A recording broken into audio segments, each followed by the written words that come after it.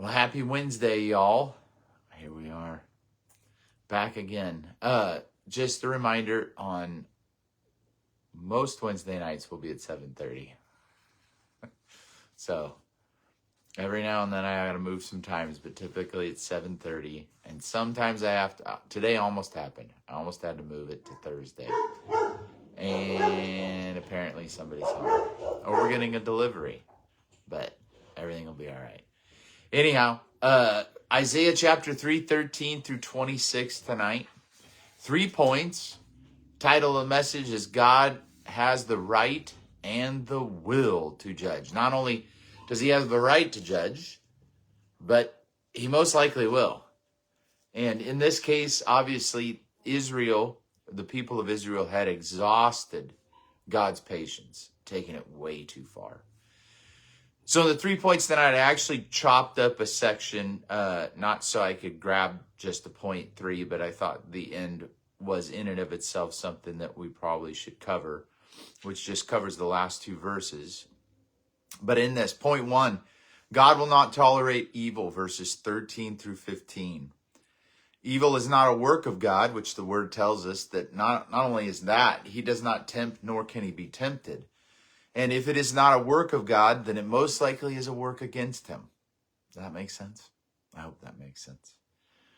God had been patient, but the people had exhausted all options. And if you read in this first section, it talks about the vineyard. And it was his vineyard, and he had supplied it to them and given them the opportunity to live with plenty. And they destroyed it. And if you recall, we read before, but they were in such a state of mind that they were heading towards complete destruction. And God said if he left them on their own, they would end up like Sodom. It wasn't going to work. God was not willing to allow that to happen. I heard somebody speaking on it the other day that in the American church, we've become so passive. We allow people to linger in situations where the outcome is death and destruction, and it's obvious. He said we've become so soft that we've stopped praying for people in the way that Paul did, right? When he was dealing with blasphemers and those who were in just complete rebellion, he wasn't afraid to pray them, if you will, into the hands of the enemy. You say, where does it say that? Well, go find it. I promise you it does. And sometimes we forget. Sometimes we look at things and we're like, well, we're doing better. Well, we have done a good job to a degree, and I'll say that to a degree, of using the church for an evangelism tool, but we're using it wrong because it's meant for discipleship. That's the key thing. It's meant for discipleship. And if you wonder about whether or not Jesus was on board with that, remember the point that he talked about the eating of his flesh and the drinking of his blood, and his disciples began to leave. Now, the apostles hung around, but a lot of disciples left. They just couldn't jive with it. And Jesus didn't chase them down and promise to add lasers and smoke machines. He didn't do it. I think we've come to the place where we're so complacent with regard to our faith and what we mean by it that we've just lost focus altogether. We're supposed to be training. It's about patterns of behavior. And patterns of behavior have a definition. You can look it up. Go look up what doing something religiously means. Okay? Anyway, point 2. Sensuality and seduction guarantees death. Verses 16 through 24. Remember this, the word tells us, in spite of the fact that we don't like this idea, that we think, I guess at some points, we're going to be judged by intent. God doesn't judge based on intent. He based his judgment on fruit. It's about deeds. It's about what you're doing. Well, it sounds like you're saying we're saved by works. Well, there's a better way to say it, but very often I will say that we are saved by grace and secured by works. Maybe there's a better way to say it, but if you think about it, if what we are judged for is the works, and faith without works is dead. So a faith that relies on belief is not secure. There's nothing in it because it's dead. And if God is the one that has authored life and you come to him with dead faith, I'm sure he's not going to recognize it. Looks nothing like him. Finally, point 3, because you know there has to be.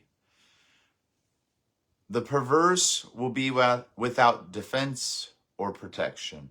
Verses 25 and 26. And that ties into the verses that are just before that as it relates to the judgment regarding the women of Zion. And you'll also hear daughters of Zion at points used throughout, in sections of Scripture. But I don't want this section as I teach through this to be just this hammering down in your mind on women. Remember that God has already condemned the behavior of men.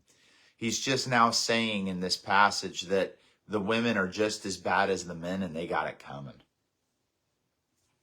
And these women don't sound very good. They sound familiar. You can look around and find them. Wait till we read it.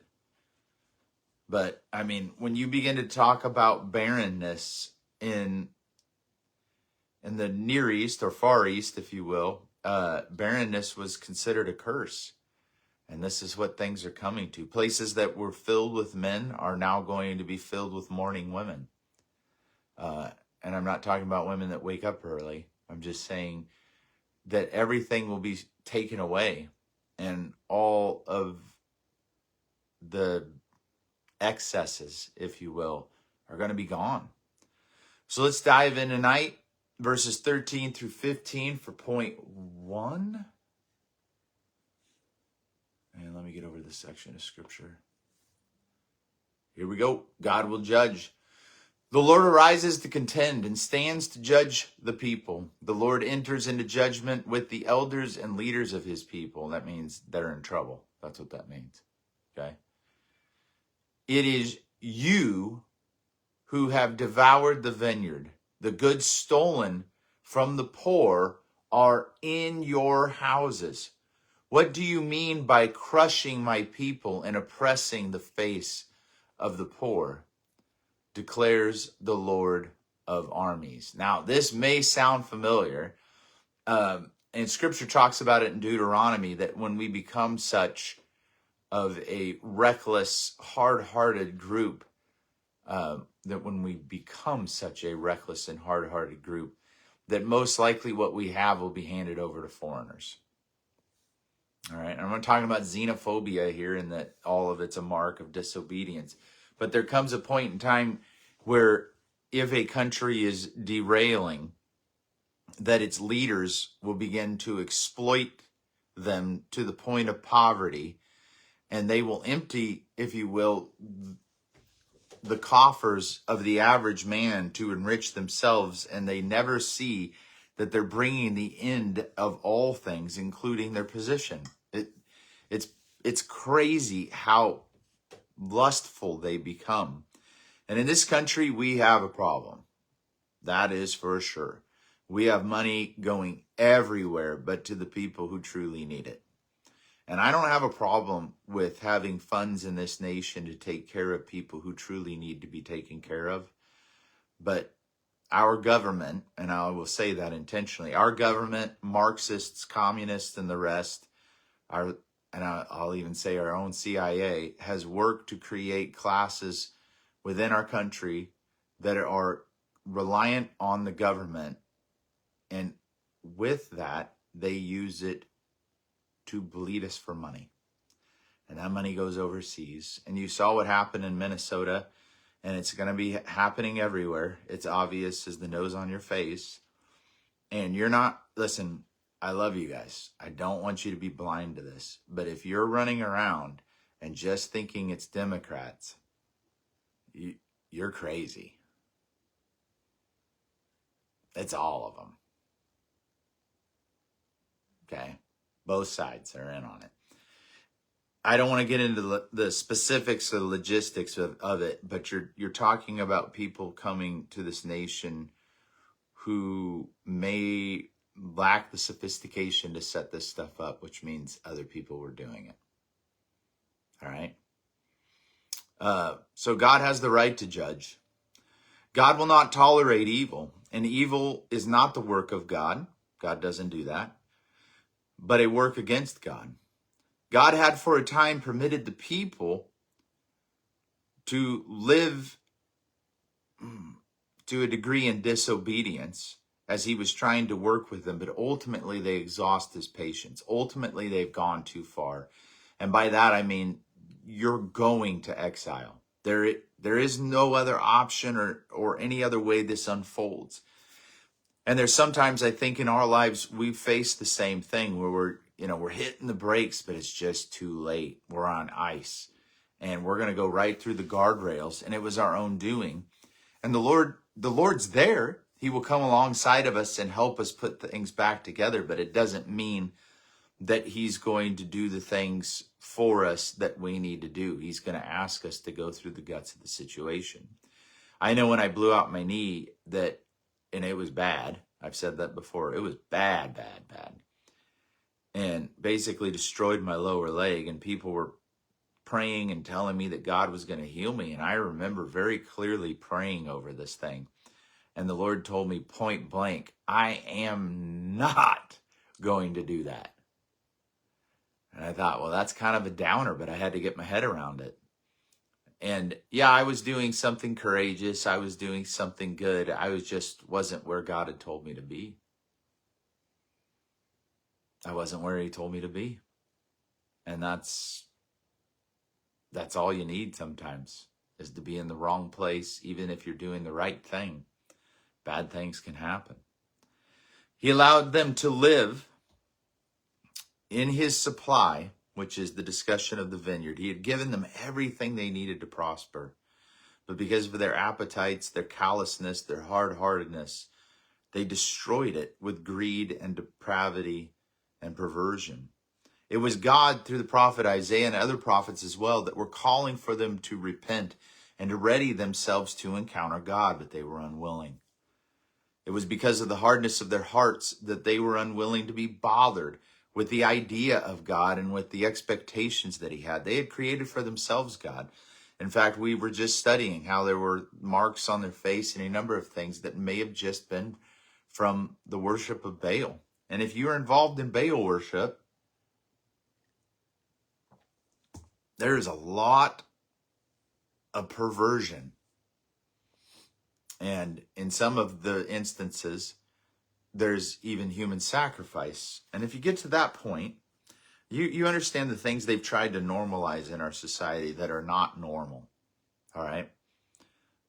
We have butchered children in the womb and out of the womb now. We have a problem with missing children. We have a problem with children being taken from underprivileged nations. Maybe I have a better word I could find, but nations that are lacking infrastructure, and they are exploiting them. And it's not just other world politicians. It's politicians in our nation as well, right? And so we're finding ourselves in a condition, if you will, that is very similar in many ways to this. And I pray that we can correct course. I pray that we can correct course. But God had allowed them to live in his supply. It was his vineyard, and they were destroying it with greed, depravity, and perversion. And because of the callousness of their hearts, they were willing to do pretty much anything. The leaders had become corrupt. They were no longer interested in the needs of the people. The only reason they were there was to feed their own needs and to fund their own operations, if you will, in one way or another. They instead of becoming the caretakers of the land and of the people within it, were now the oppressors themselves, and they were soon going to face an oppressor like never before. I mean, it was unfolding in real time, and they couldn't see it. All they had, and this is the point of verse 14, it is you that have devoured the vineyard, The goods stolen from the poor are in your houses. I want you to just think about that. God had taken note of their conduct and was exacting judgment on them because they had become nothing more than manipulators and oppressors and perverts. When we read this imagery that's given in verse 15, what do you mean by crushing my people and oppressing the face of the poor? Declares the Lord of the armies. This question, as you read it a little less in our terms because of the way it translates, but the idea behind it is specifically this. God is asking them, why are you driving the face of the poor into the dirt? Why are you stepping on their heads? Why are you doing this? And he's addressing the callousness of the leaders and the elders. They had come to a point that God was now refusing to give them any more time to change. And we may look at this and go, oh man, we have leaders like this in our nation. And we do, 100%. 100%. Listen, change people is going to have to come from us. Okay? It's going to have to come from us. We're going to have to be smart about what we do, but it's doable. It's 100% doable. We just have to be willing not to fall for all the operations that go on. Because it's legal. It's legal in America right now for them to use propaganda that is untrue. Our own government with our own money can produce propaganda that's not true. All right? Just keep that in mind.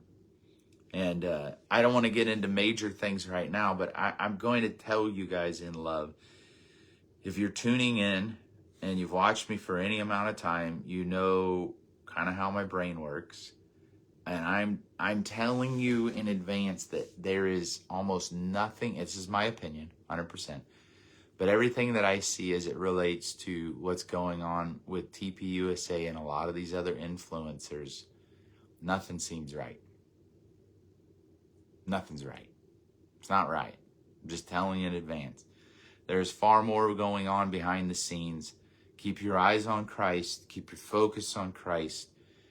Remain prayed up, be discerning, and don't put anything past anybody. I don't care how much you like them. All right? But a lot of this is diversionary tactics to keep people from really exploring the reality of what some people in that organization have done in their past. All right?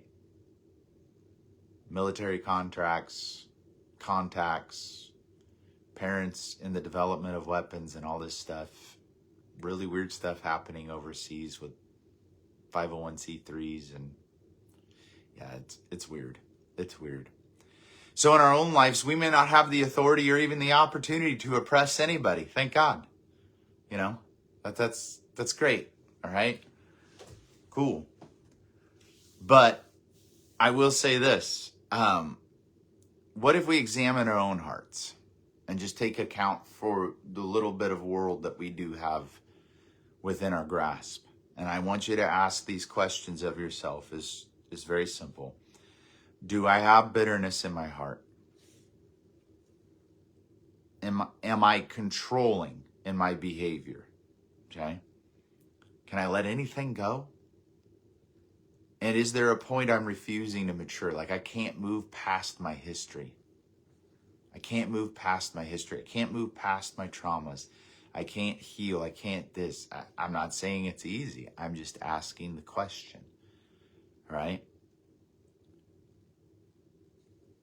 No matter how much God had given these people, there was still discontent within them. They were abusive. Their expectations were impossible. They expected, the leaders that he's addressing expected people to live with their face in the dirt while they lived in the lap of luxury. I think it's a good opportunity for us to evaluate what our expectations are. Like what we're actually wanting at the end of all things. If we're fair-minded, we have to realize that we probably wounded people in our lives just as much, maybe at times it's possible more than we've been wounded by others. But the only thing we seem to do is pay attention to our own wounds. Part of maturing is slowing down and evaluating our own behavior and looking at it truly through the lens of Christ. And if it's evil, it's evil. If I have to argue too hard to make it good, maybe I got to question it a little more. Turn your Bibles to Proverbs 22 through 25. Pretty straightforward here as you read in Scripture what you're to do and not to do. And again, I'm going to encourage you to read the book of Proverbs. I was on the treadmill the other day reading Proverbs. And I got to tell you, I hate treadmills. Man, I hate them. All the effort and you're still in the same spot. Ridiculous. Silly. Verse 22 through 25, do not rob the poor because he is poor, nor crush the needy at the gate. For the Lord will plead their case and take the life of those who rob them. Do not make friends with a person given to anger, or go with a hot-tempered person, or you will learn his ways and find a snare for yourself. All right? Those are two different thoughts, but I just put them together for the sake of the nice lesson. So if you find them, they should be separated by between 23 and 24. Second point, sensuality and seduction guarantees death. Hop over to Isaiah chapter 3, verse 16. It says this, moreover, the Lord said, because the daughters of Zion are haughty and walk with heads held high and seductive eyes and go along with mincing steps and jingle the anklets of their feet. Okay, I had to look all this up just because mincing steps and the jingle of the anklets. This kind of is indicating a swaying of the hips. All right, the way they're walking, and that they are walking in a seductive manner. All right, that's what's being put forth here, because when I think of mincing something, I think of cooking or mincing words or whatever else, So minced garlic, but okay. Verse 17, the Lord will afflict the scalp of the daughters of Zion with scabs, and the Lord will make their foreheads bare. Now, this point here is specifically about shame. And God is basically kind of foretelling that, hey, we're going to come to a place in time where the things that were available to take care of yourself are going to be gone. They're going to be gone. Keep reading. On that day, right? On that day, foretelling of things, the Lord will take away the beauty of their anklets, headbands, crescent ornaments, dangling earrings, bracelets, veils, headdresses, ankle chains, sashes, perfume boxes, amulets, finger rings, nose rings. That was already not beautiful. Festive robes, outer garments, shawls, purses, papyrus garments, undergarments, headbands, and veils. Pretty intense list. Verse 24. Now it will come about that instead of balsam oil, which was used for all kinds of stuff, as it related to the needs that are spelled out here, these trees were everywhere. There will be a stench. Instead of a belt, a rope. Instead of well-set hair, a plucked out scalp. Instead of fine clothes, a robe of sackcloth. And branding instead of beauty. There's some discussion over that term, branding. But in essence, what it is a foretelling of is exile. God is basically saying you're going to bring yourself to a state because of judgment that all the things that are the norm for you are going to be taken away. Instead of having fine apparel, you're going to have sackcloth. Instead of having fine belts, you're going to have ropes. And instead of your hair being nice and your skin being good, that's all going to be bad. I mean, God was saying everything about the way that you live right now, I'm taking away. You're going to have to start all over. It is going to be a complete reset. Sensuality and seduction guarantees death. God does judge conduct and deeds. That is what the word tells us over and over again, that he judges. But the sensual individual is dumb as a brick. You have to keep that in mind. A sensual individual is dumb as a brick. They hate discipline. They have one thing, and ladies, listen, the world has told you all kinds of lies about what femininity is. Femininity is not, true femininity, godly femininity is not about sensuality. It's about character and honor. It's about purity and righteousness. Everything else just damages us. It just makes us dumb as a brick. A wise man will understand that a seductive woman will never be a wife. Why is that? Because she cannot be trusted and will never actually build a home with him. This is what these curses were all about in this. What is being described here is women that are trying to seduce individuals. It is not about women that are dedicated. It's not about women that are devoted. It's about women that are moving from opportunity to opportunity, and sensuality is the only thing that's moving them there. And why can she not be trusted? Because she'll never even have the understanding of what it means to build a home. A sensual woman is concerned only with her own needs, and she will destroy what took blood, sweat, and tears to establish for the sake of what makes her happy. And when your heart isn't repentant, and when your eyes are not on Christ, what makes you happy is always going to be destructive.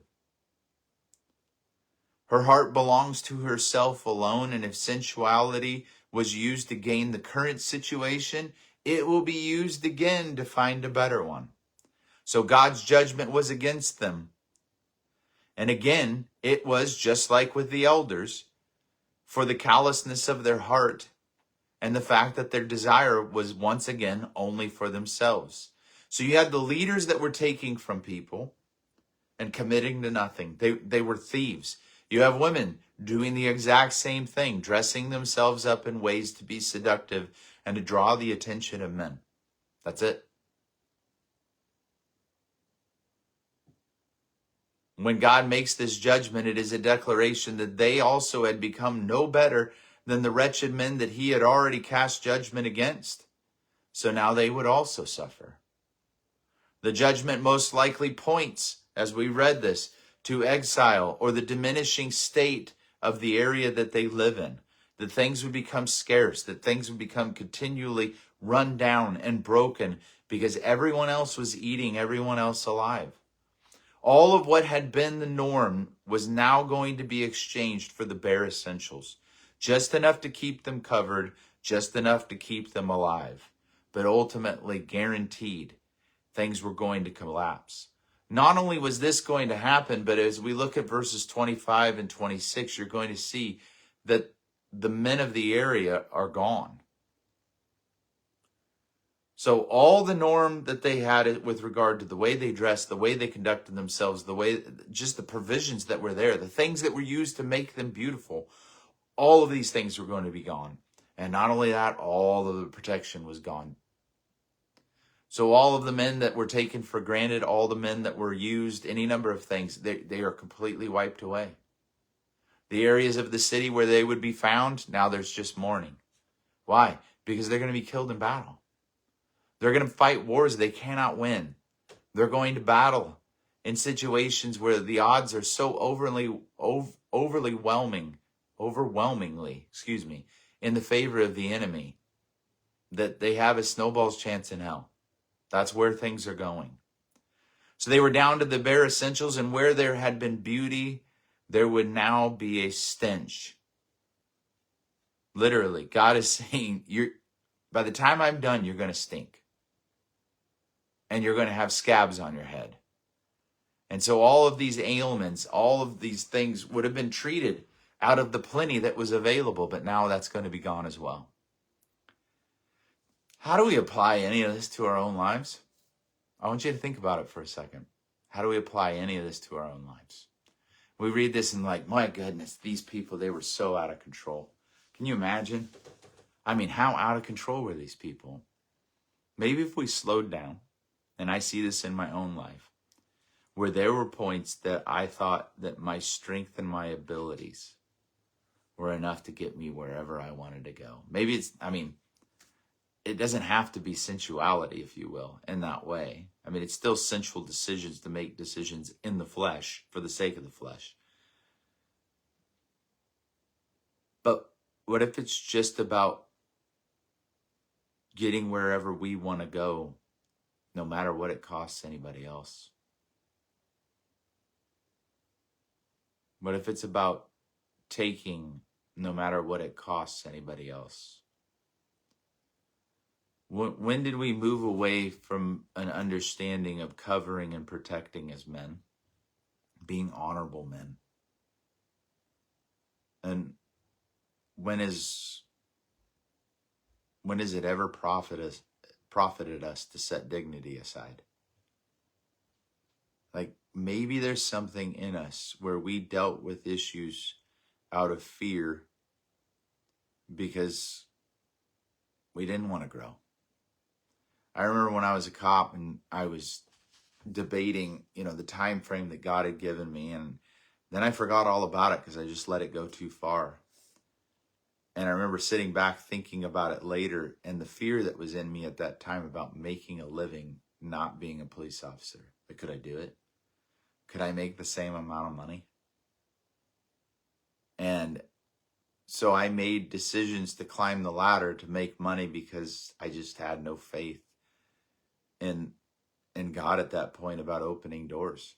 I was fearful of letting go what I had for the sake of what he had promised, because just in my mind, it was such a big hurdle. It was such a scary thing at that time. And it's pretty ridiculous. I was doing super dangerous stuff. You know what I mean? It's pretty dangerous. And yet, when it comes down to maybe having to sacrifice or learn a different pattern of living, I think I just made it up at a point. Like, that narrative fit, if you will. It fit. So I just can't go out and make this anywhere else. And so that was enough to be disobedient. So then the very thing that I had that I was relying on got ripped out from under me. The very thing, I never walked around with mincing steps or anklets. I can tell you that right now. But I relied on my body and thought that that would be enough. And it was gone in a minute. And I mean, in a minute, it was all gone. And so the Lord's taken me, obviously, through a rebuilding process. Everything that I was told about the condition hasn't truly panned out. And I'm grateful for that. But there were some things in me that had to die for God to get his way. And that's my fault. That's my fault. So as it relates to the discussion of the women in this passage, we'll go to 1 Peter chapter 3, verses 1 through 6. And it says this: as it relates to the conduct of Christ and the behavior of ourselves in our homes. And this addresses wives. And maybe for this season, you're not in a marriage. It's probably best to follow this pattern so that when God brings Mr. Right along, it's a good fit. In the same way, you wives, be subject to your own husbands, so that even if any of them are disobedient to the word, they may be won over without a word by your behavior, by the behavior of the wives, as they observe your pure and respectful behavior. Your adornment must not be merely the external, braiding the hair, wearing gold jewelry, and putting on apparel. Now, there's some belief systems that believe, they talk about no makeup and a few other things, and they cite this verse. But if you read it in context, the last one, putting on apparel, that one seems important.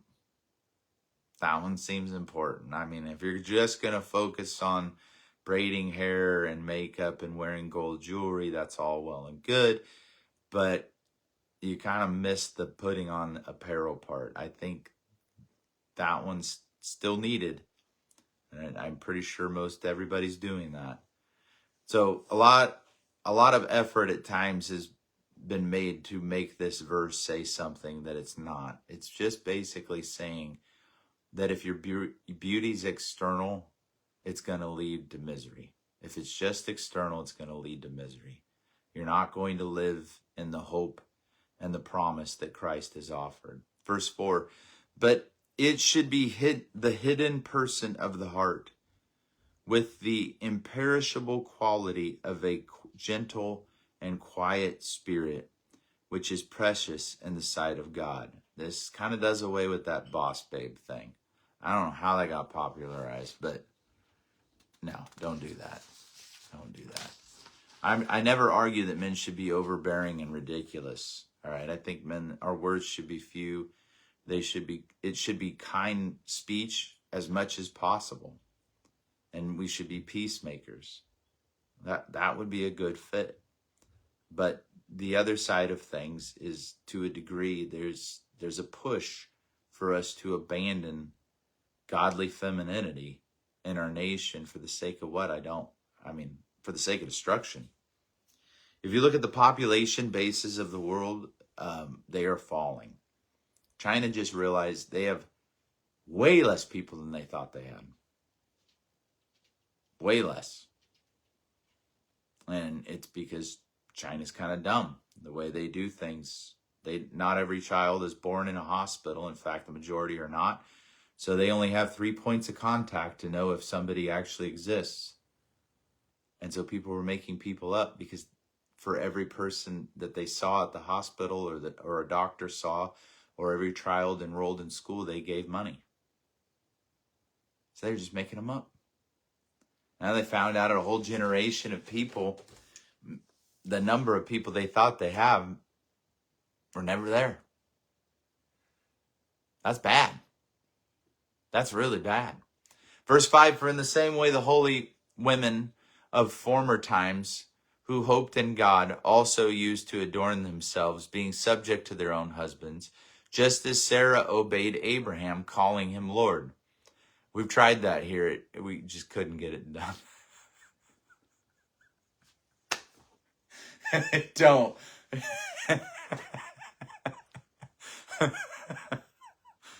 I say that sometimes, and Anne just goes, I'll quote this verse, and it always equals a laugh. She's laughing right now, just in case you're wondering, because it's a joke we use here.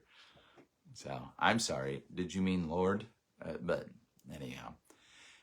And you have proved to be her children if you do what is right without being frightened by any fear.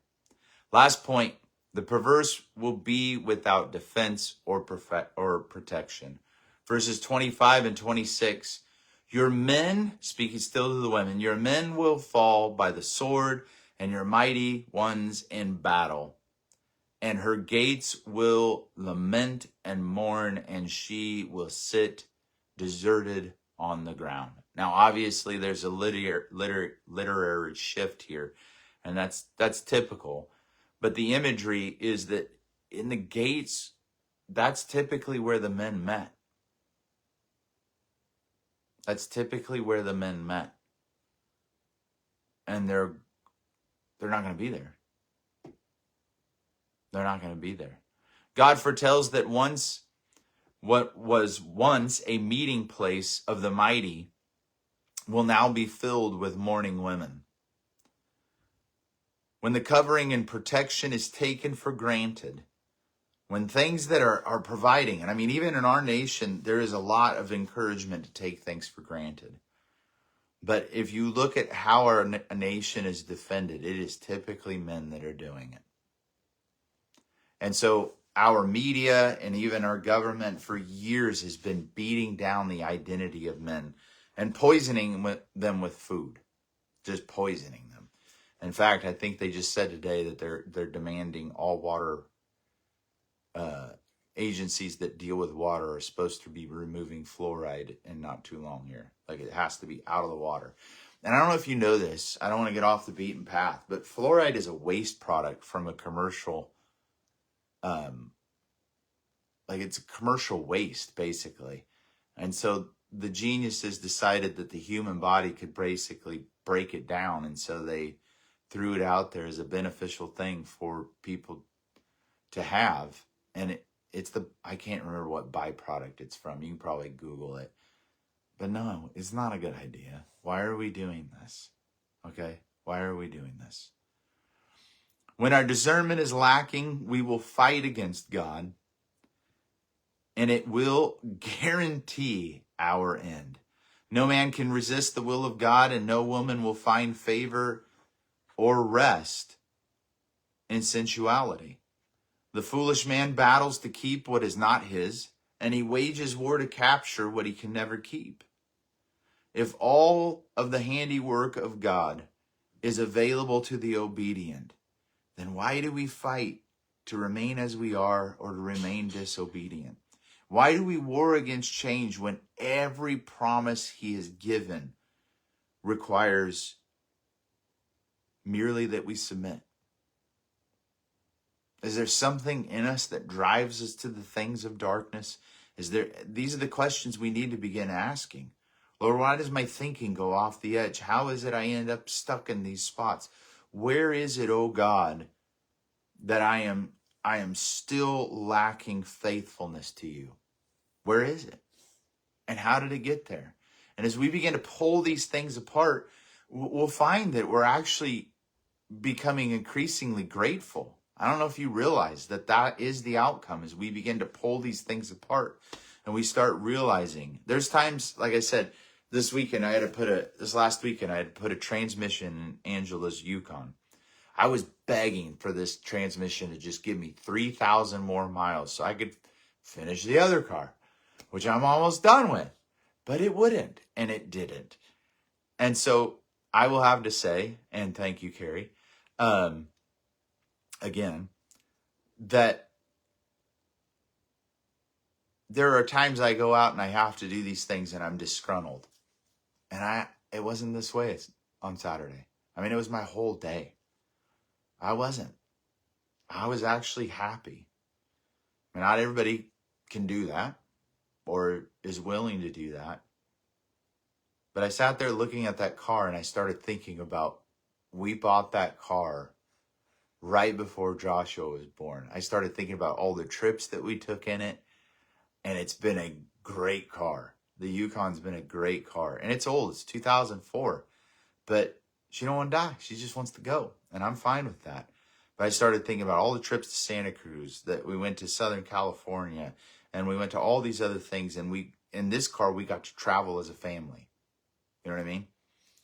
And so, yes, I'm in the midst of dirty, hard work, getting this thing together.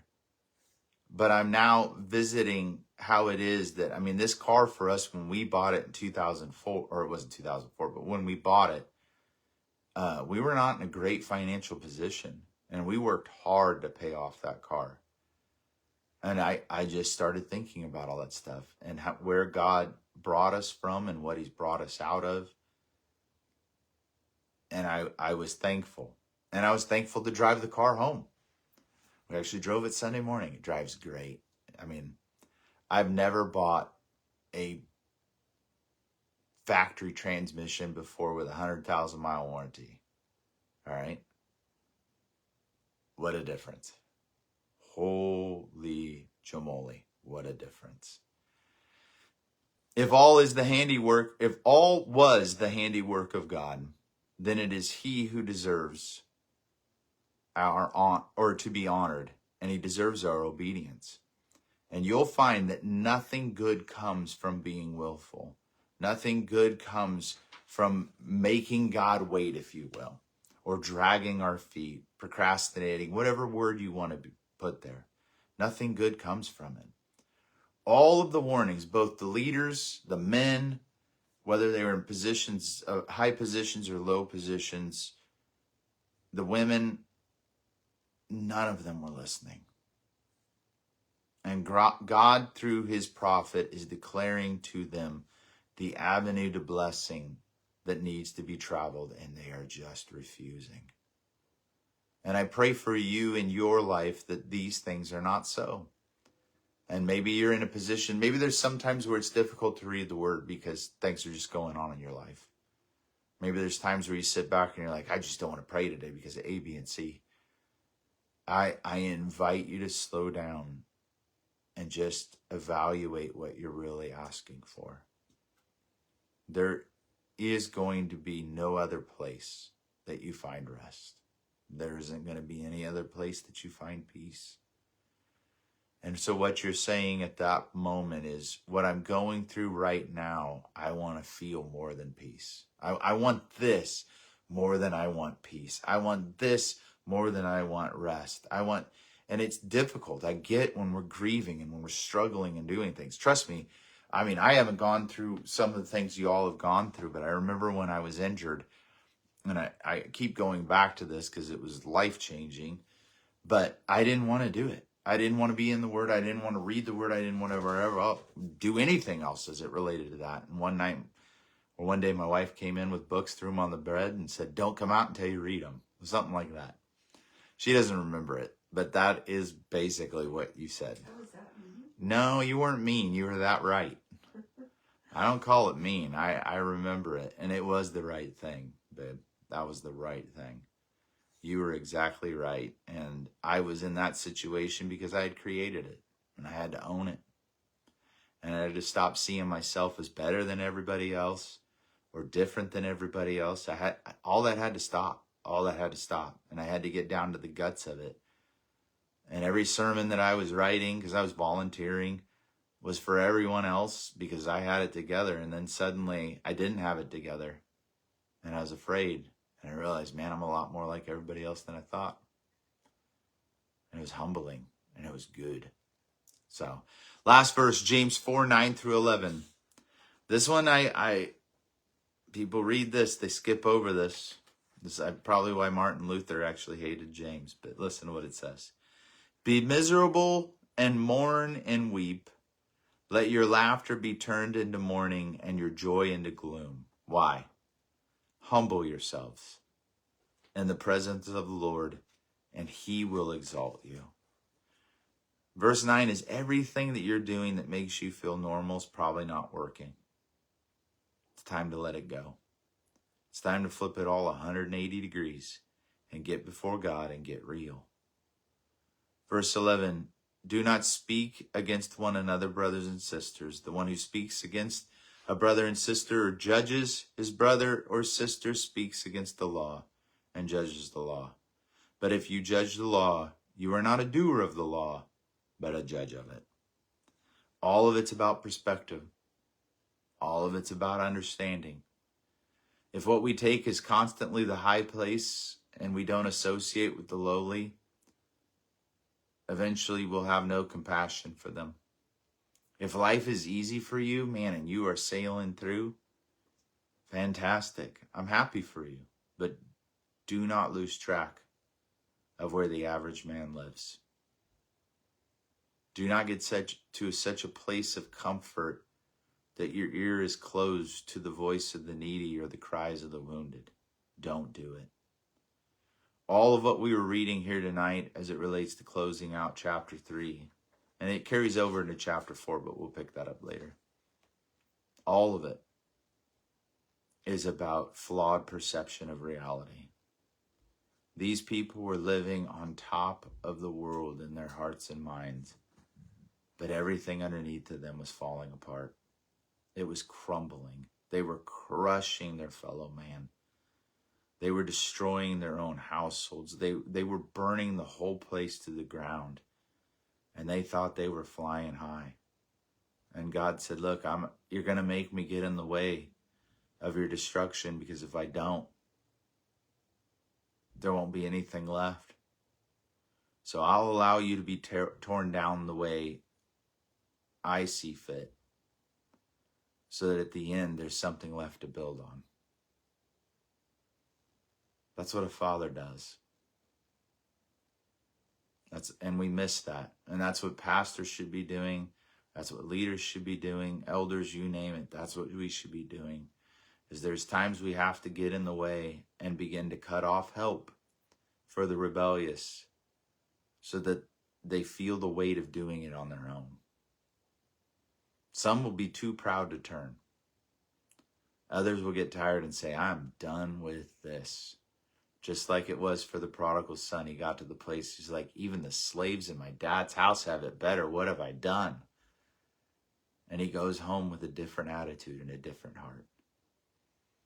I'm grateful for the things that God has brought me out of. I feel stupid for getting myself in them. But he's been faithful. I love you guys. Hang in there. Sunday morning, 11:15, Eagles Lodge. And let's get together. See you soon.